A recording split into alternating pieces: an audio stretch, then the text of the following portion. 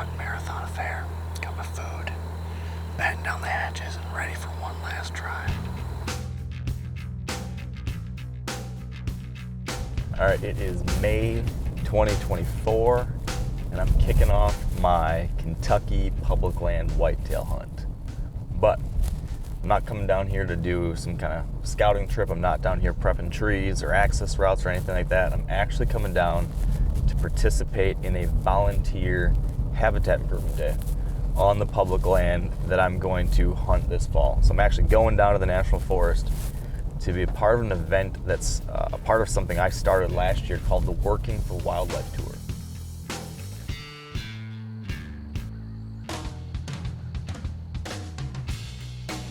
The Working for Wildlife Tour has encompassed 10 different events across the country, in which we worked with conservation organizations like the National Deer Association, along with land management agencies and hunter-angler volunteers to improve wildlife habitat on our nation's public lands. With the help of hundreds of volunteers, we collected trash, planted trees, removed invasive species, pulled down fences, and much more.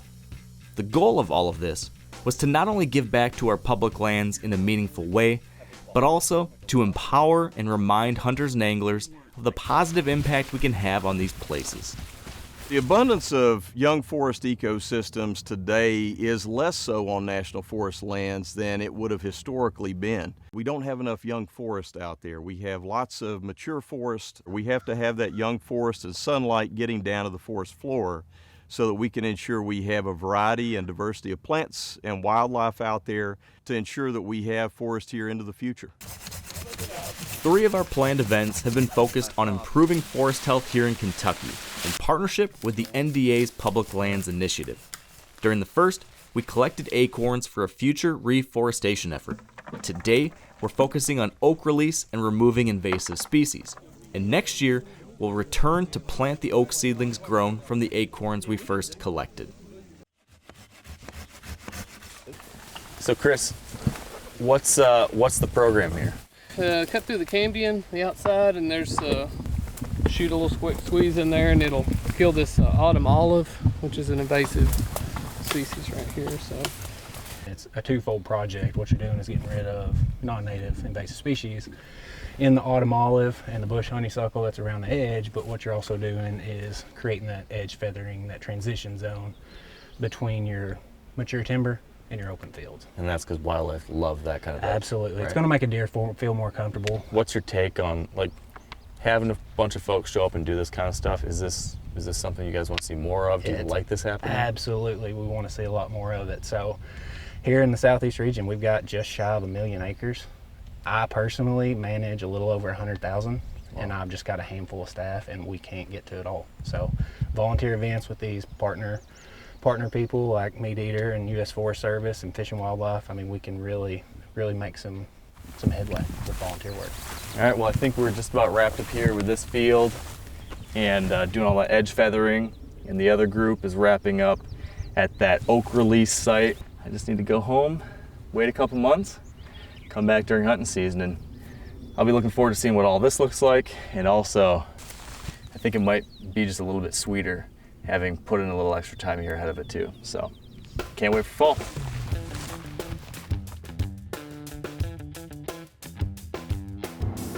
All right, it is November 6th, and I am back in Kentucky, and it should be peak of the whitetail rut down here. So I'm very excited to see what kind of hunting action we can have, and I'm also very excited to see the progress from that habitat work we did this spring. So we're gonna go visit those 2 locations, see the progress report so far, and then get to hunting. So I'm here at that location where we did the cutting. I'm not planning on hunting in this particular zone to start for sure, but I did still want to come and take a look at it. So I'm just gonna walk down the road real quick, check out these spots we cut, just kind of assess the situation. You know, these young trees, young bushes, all this is gonna get more sunlight. You've got all this structure on the ground, rabbits and other small mammals are gonna be using this. Here's a great example of what happens when you cut trees like this. Not only did we open up the canopy to get sunlight to these oaks, but you also have stump sprouts. So these trees were cut this spring, and already there's new shoots and new leaves coming out of here. And what you have is an incredible amount of nutrition that is pumped into this new growth. This second area that we're heading towards is where we were killing the invasive autumn olive. And what I like about that zone is that in certain ways it's quite different than where we just were. There's a lot of diversity in habitat. There's the open fields, there's shrubs, there's forbs, there is mature timber. You know, anywhere you can find something different, it's going to attract deer movement, deer bedding, and rut travel. What I want to do tonight, and maybe even still more tomorrow, is kind of scout, hunt my way through it. Slip through there on the ground, try to learn what's happening. I really want to cover ground and get to know what I'm working with before I commit to any one location. This episode is brought to you by Ram Trucks.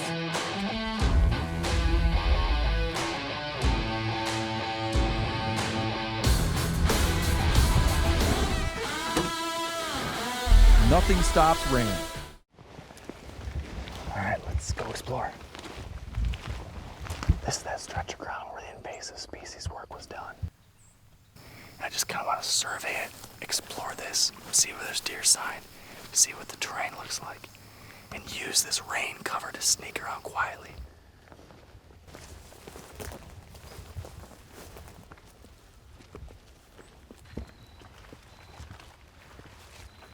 This area of Kentucky is big woods, big terrain, and as I understand it, relatively low deer density. I'm looking at, getting a shot at any buck as being a pretty darn good accomplishment, so. Running out of daylight, but it's gonna hold tight here. Watch and listen for the last few minutes. Start slipping my way out of here.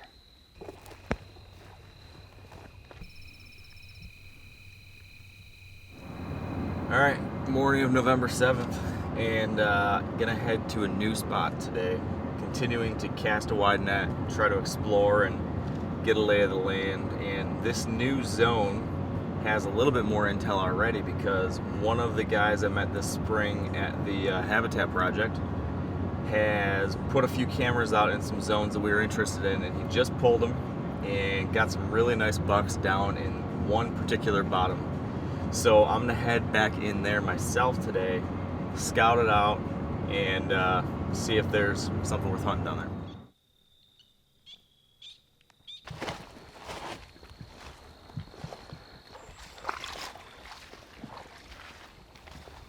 All right, I've been slipping into this bottom more than a mile back from the road. I'm just now entering kind of this first area of interest. It's about daylight, a little bit later than I want to be, but I'm just gonna slowly work my way down there, kind of scouting my way as I go. Still looking at us. I was hoping there was a buck with her, and he comes back and bumps her off, and then runs right over here. Well, there's deer in here, which is good.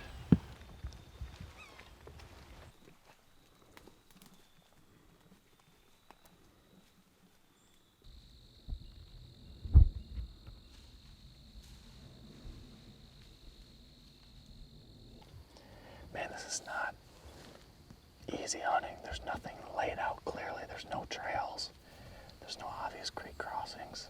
Gonna just do some more thinking, some more watching, and try to figure something out. Big buck walking through the bottom. Get ready. I'm gonna grunt him in.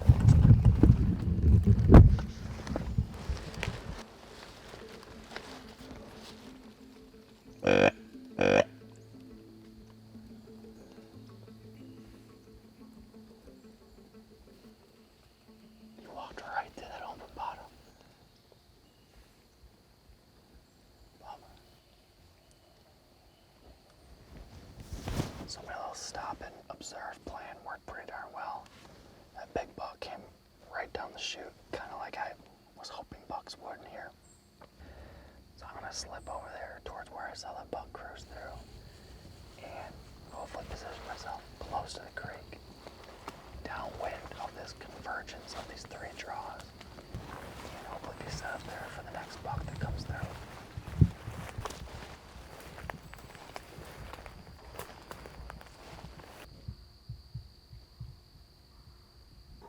All right, finally set up in a tree. This is right where that buck moved through earlier this morning. He came out of the draw to my north, came through the side of this little bottom, and then moved up towards this other cut. So where I'm situated now, I should be within shooting range of where he was, which is hopefully a path that other bucks will be cruising up and down through here.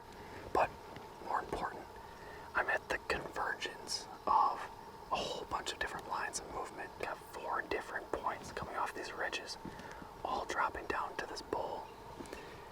On a day like today, bucks should be cruising, checking doe bedding areas, so they're covering a lot of ground. I've also got a pretty good creek crossing next to me, so there's a lot of things that tell me this should be good.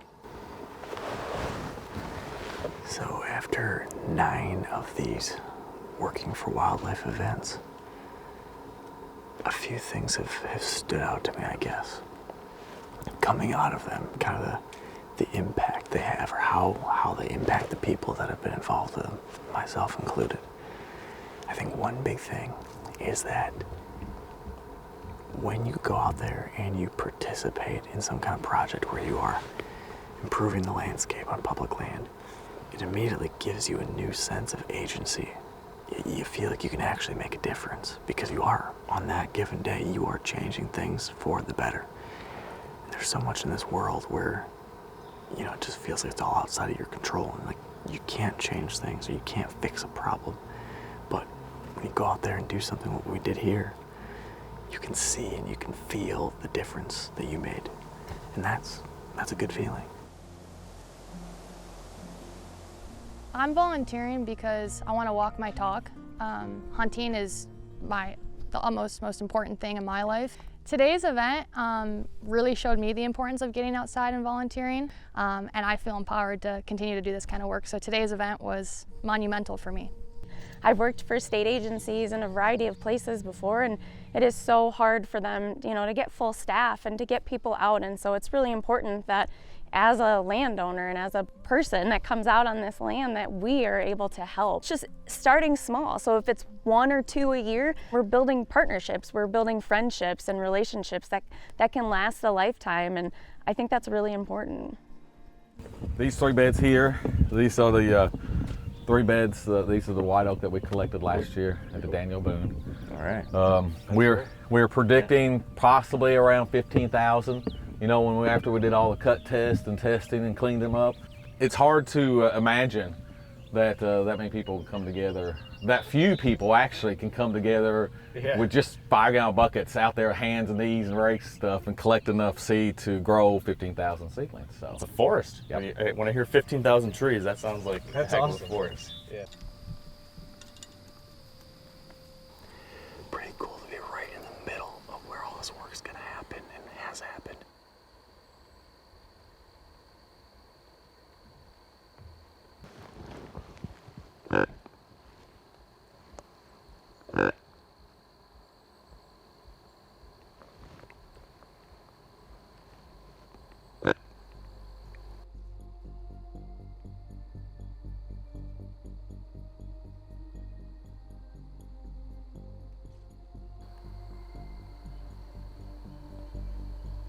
Come on, dude.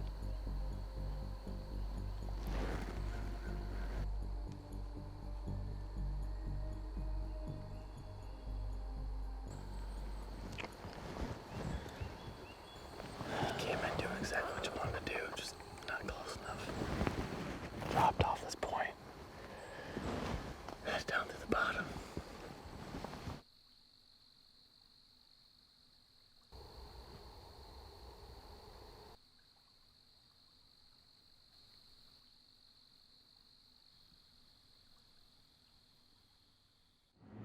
Okay, it is day 4 down here in Kentucky.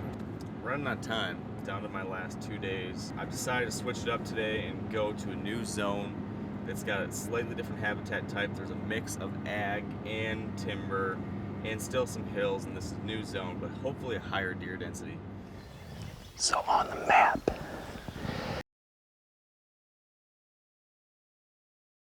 up this direction, this would be to the west of where I parked. So my idea is to walk this dry creek bed, hopefully all the way to that area. And then once I get to that area, hop out of there and scout till I find a spot I want to hang a set. I'm going to sneak my way along here, hopefully quietly enough that if I hear deer moving or chasing or anything out there, I can, possibly make a move on them too. So.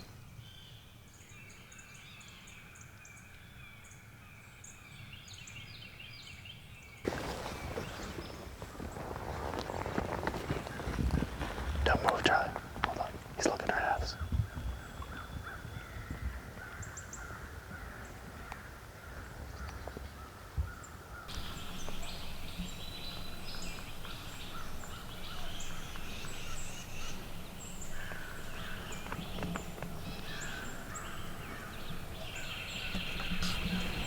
The first one was like a nice 3-year-old.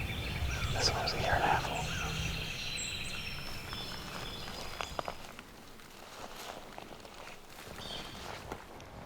You can see an old tree stand step. I always like seeing those. That's a good sign that someone way back in the day thought this was good.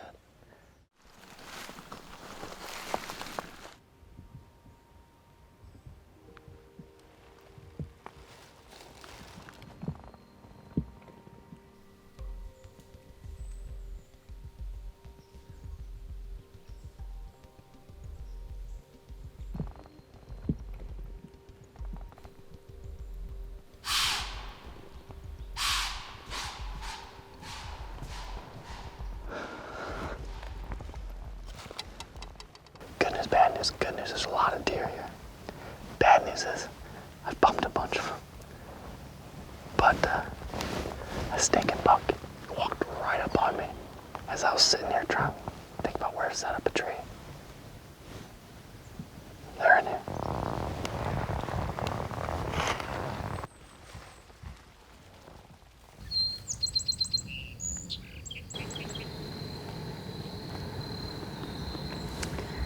Down to 20-ish minutes left of good daylight. 20 more minutes tonight. One more day tomorrow.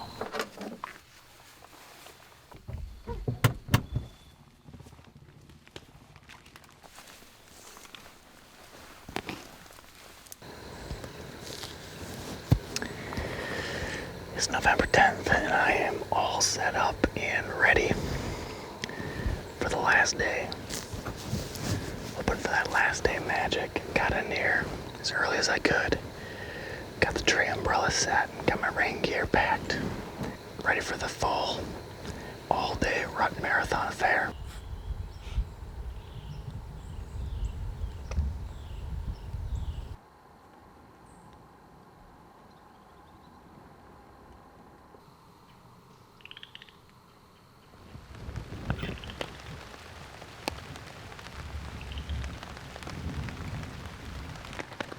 While I'm sitting here, just kind of thinking about what's going on in the rain, you can't help but reflect on the last week.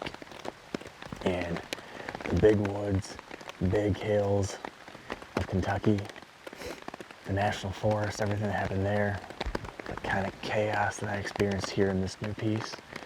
It's been a heck of a ride. But probably the thing that stands out the most, probably the takeaway of the whole trip, is just what incredible opportunity there's been here. I've been able to be in a wild place where it felt like a real, almost a backcountry adventure. Got to come to another place where I've seen a pile of deer. I've had a lot of close calls, and the fact that we have this all over the country, it's pretty special. Our 640 million acres of public lands in America truly are a gift. But with that gift comes an obligation to give back to these places just as much as they've given to us. And what I've learned throughout the Working for Wildlife tour is that this isn't as hard as you might imagine. opportunities to volunteer on our public lands abound. And when we do, it seems not only to lead to good things for wildlife, but for us as individuals too. Little by little, that snowball grows, and maybe we're gonna be back out here 50 years from now, standing on this hill, and there's gonna be somebody else 50 years from now pointing around and saying, hey, you know what? None of this is here by accident. It's because there were people decades ago, hunters and anglers, who gave a damn enough to show up and do that work. That's the legacy we have an opportunity to be a part of. Like, that's the opportunity we've got today. That's why I'm so excited for this whole tour and for us all to be here together. So thank you for that. And thanks for working for wildlife.